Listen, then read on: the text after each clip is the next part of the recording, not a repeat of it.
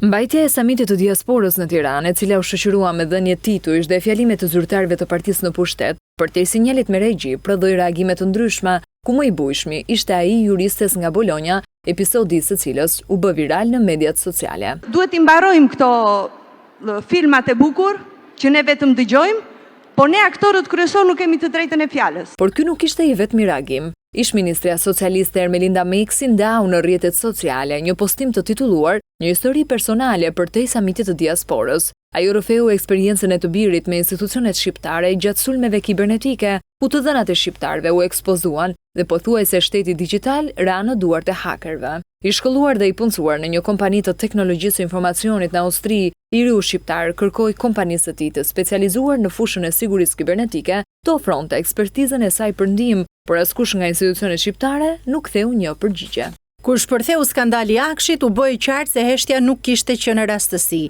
Kur më pas mësuan për shifra të mëdha investimesh, u kuptua edhe më qartë arsye e mungesës së përgjigjes. Si mund të dyfishohen projektet nga 2 në 4 milion? Si mund të operojë një kompani serioze në një sistem kur shfeti bëhet pjesë e lojës?